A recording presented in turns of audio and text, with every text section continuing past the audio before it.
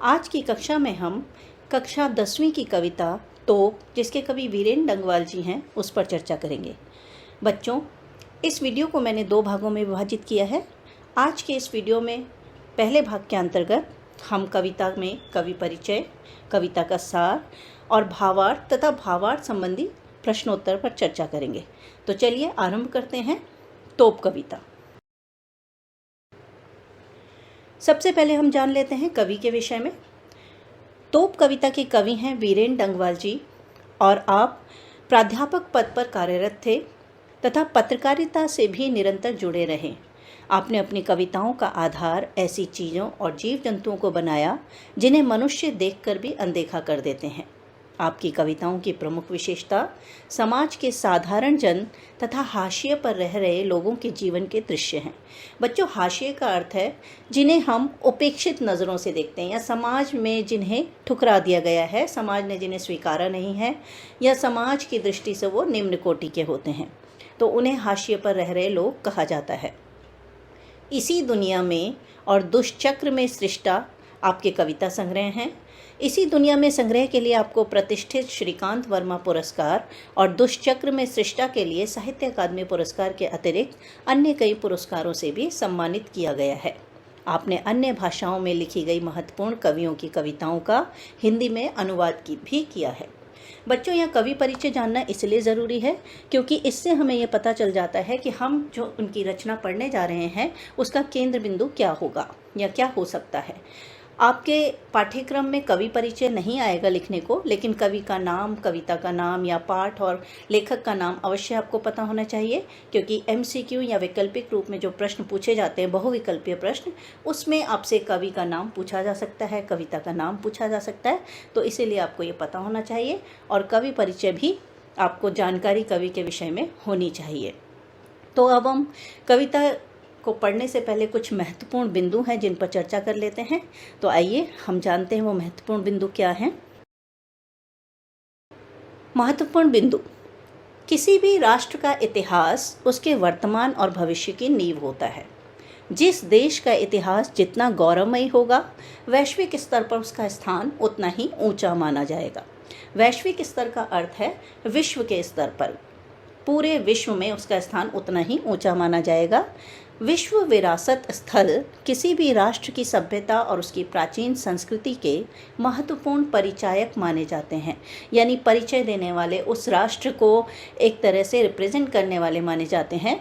किसी भी देश की उन्नति में उसकी संस्कृति, सभ्यता, मूल्य, परंपराओं और सहेजी गई धरोहरों का बहुत महत्व होता है।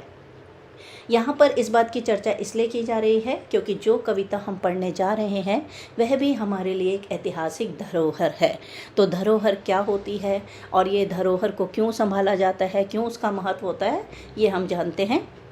विश्व विरासत दिवस प्रत्येक वर्ष 18 अप्रैल को मनाया जाता है।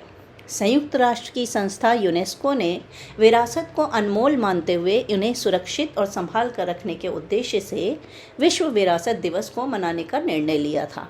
इस दिवस को मनाने का उद्देश्य है कि पूरे विश्व में ऐतिहासिक और सांस्कृतिक स्थलों के संरक्षण के प्रति जागरूकता लाई जा सके।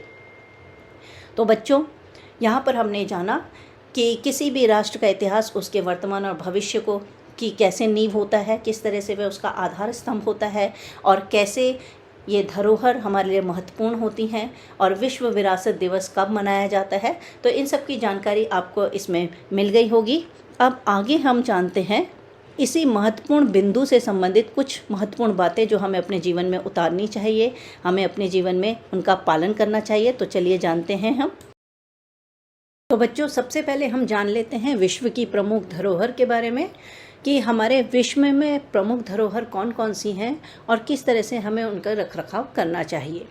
तो विश्व की प्रमुख 7 धरोहर हैं: चीन की दीवार, गीज़ा का pyramid, Taj Mahal, statue of liberty, the Colosseum, Easter island, opera house और बच्चों 8वीं धरोहर के रूप में स्टैच्यू ऑफ यूनिटी। आप सभी को पता होना चाहिए कि स्टैच्यू ऑफ यूनिटी हमारे लौह स्तंभ माने जाने वाले सरदार वल्लभ भाई पटेल जी की मूर्ति है, स्टैचू है, जो अब पर्यटन स्थल बन चुका है और यह हमारे भारत का गौरव है। तो ये हमारे प्रमुख धरोहर हैं, विश्व की प्रमुख धरोहर हैं, जिनका हम सबको रखरखाव करना चाहिए, उनकी देखभाल करनी चाहिए। इसी प्रकार हर देश की अपनी कुछ अन्य अनेक धरोहर भी हैं जिनका हमें पूरी तरह से रखरखाव और देखभाल करनी चाहिए। और बच्चों, आप भी बन सकते हैं इनके रक्षक। कैसे बन सकते हैं, आइए जानते हैं। ऐतिहासिक स्थलों को सुरक्षित रखने की जिम्मेदारी किसी एक व्यक्ति, संस्था या सरकार की नहीं है। आप भी अपने स्तर पर इनके रक्षक बन सकते हैं। कैसे बन सकते हैं कि खाने पीने का सामान या जो भी आपका बच जाता है सामान, या आपके बिस्किट के रैपर हैं, टॉफ़ी के रैपर हैं या चिप्स के रैपर हैं, इन सबको इधर उधर न फेंक कर कूड़ेदान में डालें। कहने का मतलब यह है कि जो भी कूड़ा है उसे आप यदि पर्यटन स्थल पर घूमने जाते हैं तो वहाँ पर न फेंक कर कूड़ेदान में डालें। और केवल पर्यटन स्थल ही नहीं, घर में भी हों तब भी आप अपना कूड़ा घर में ही रखें, घर के कूड़ेदान में ही डालें। दूसरा है, दीवारों पर कुछ ना लिखें। बच्चों, कुछ लोगों की आदत होती है कि वो घूमने जाते हैं पर्यटन स्थल पर, तो वहाँ पर जो भी इमारतें, ऐतिहासिक इमारतें होती हैं, उसमें कुछ ना कुछ, उसमें कील से या चाकू से, किसी से भी कुछ खोद कर उसमें लिख देते हैं।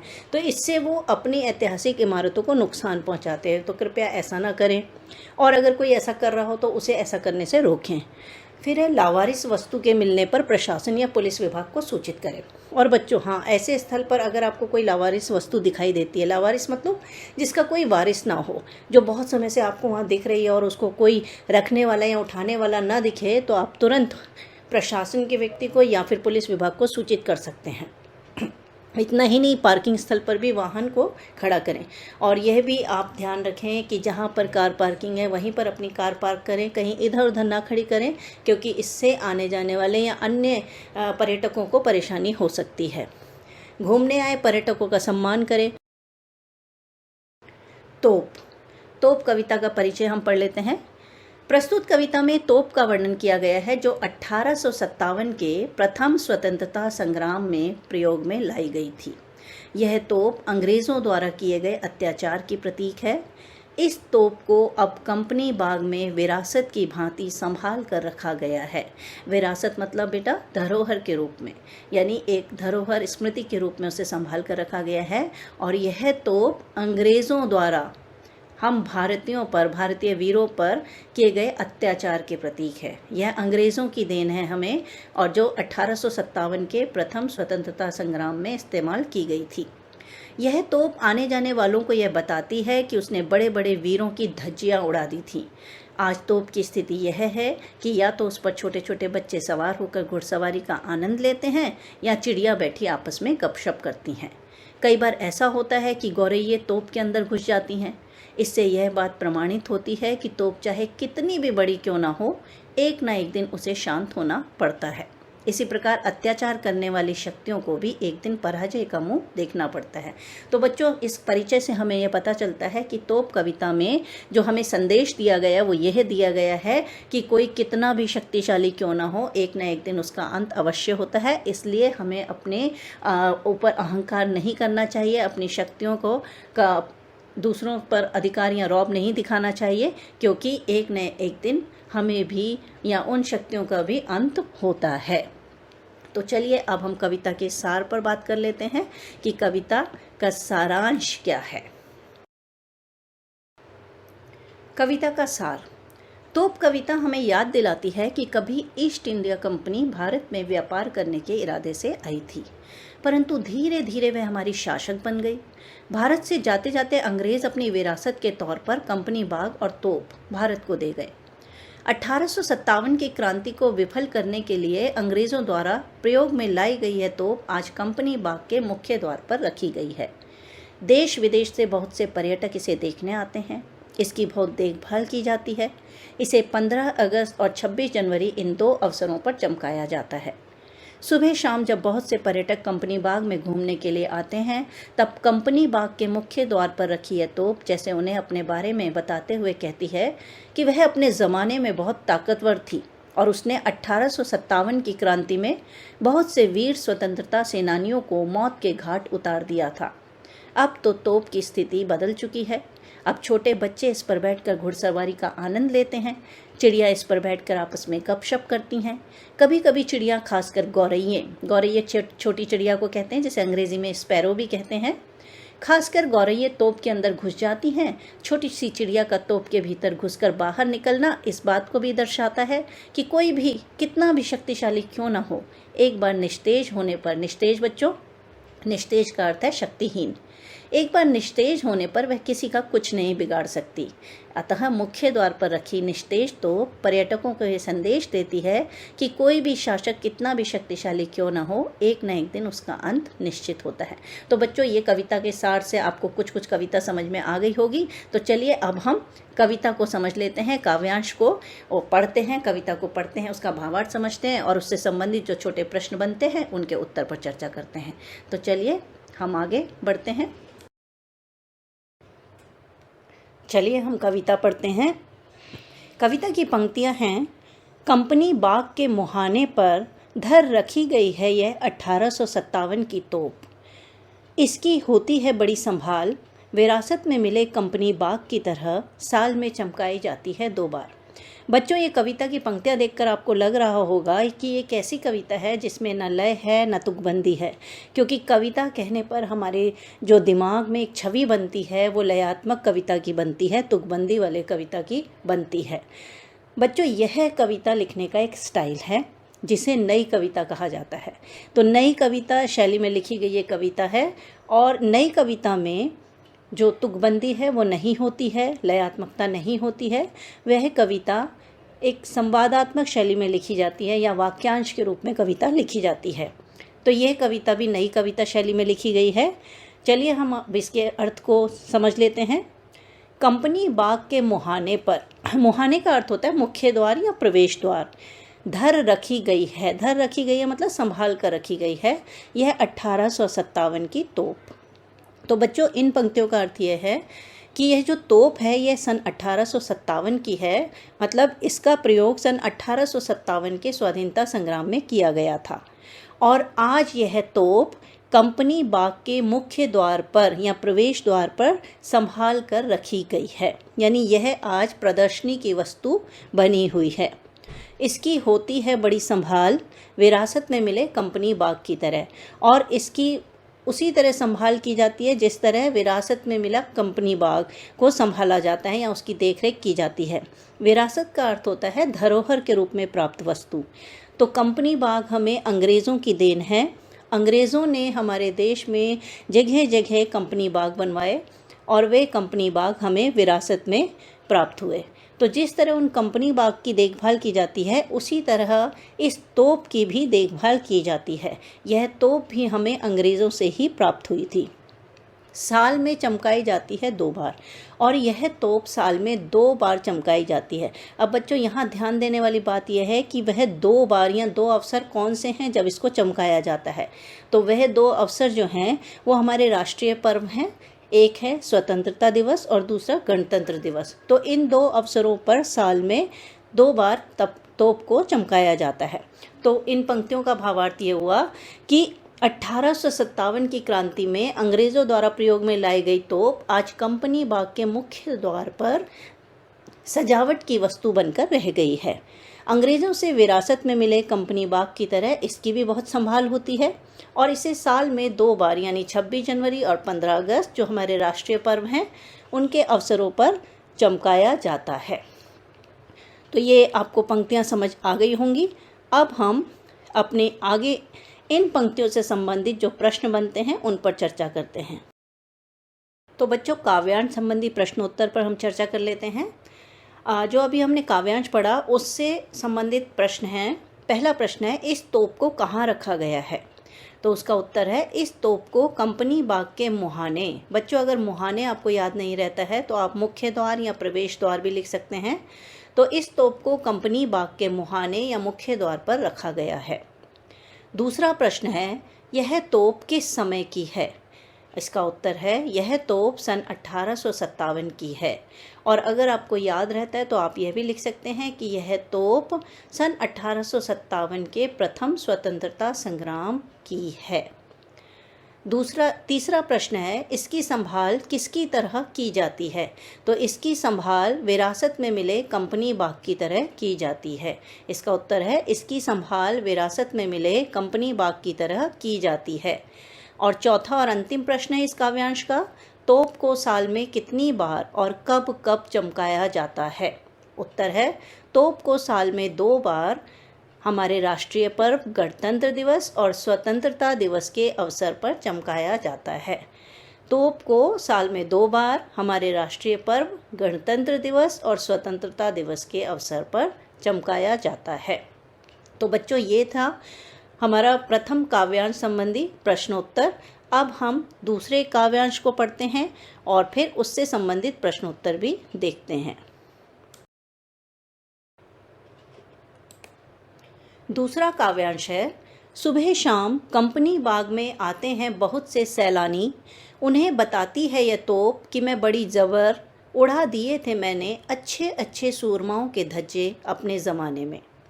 बच्चों, इस काव्यांश में 3 शब्द आप देखिए, एक है सैलानी, दूसरा ज़बर और तीसरा सूरमा और एक और है धज्जे। इनके अर्थ हम पहले जान लेते हैं। सैलानी का अर्थ है पर्यटक यानी टूरिस्ट, जो घूमने आते हैं उन्हें हम सैलानी, पर्यटक या टूरिस्ट कहते हैं। ज़बर का अर्थ है बहुत ज़बरदस्त या शक्तिशाली। सूरमा यानी वीर, योद्धा और धज्जे का अर्थ है धज्जिया। तो यहाँ पर कवि तोप के माध्यम से कहते हैं कि सुबह शाम कंपनी बाग में आते हैं बहुत से सैलानी, यानी जिस कंपनी बाग के मुख्य द्वार पर वह तोप रखी हुई है वहाँ पर सुबह शाम बहुत से पर्यटक घूमने आते हैं, उस बाग को देखने आते हैं, वहाँ रखी ऐतिहासिक धरोहर को देखने आते हैं और उन्हें बताती है यह तोप कि मैं बड़ी ज़बर, उड़ा दिए थे मैंने अच्छे अच्छे सूरमाओं के धज्जे अपने ज़माने में। और मुख्य द्वार पर रखी यह तोप जैसे उन सभी सैलानियों को ये बताती है कि मैं बहुत ही ज़बरदस्त हुआ करती थी, यानी मैं अपने समय में बहुत ही शक्तिशाली हुआ करती थी और मैंने अपने समय में अच्छे अच्छे वीर योद्धाओं की धज्जियाँ उड़ा दी थी, अर्थात उन्हें पराजित कर दिया था।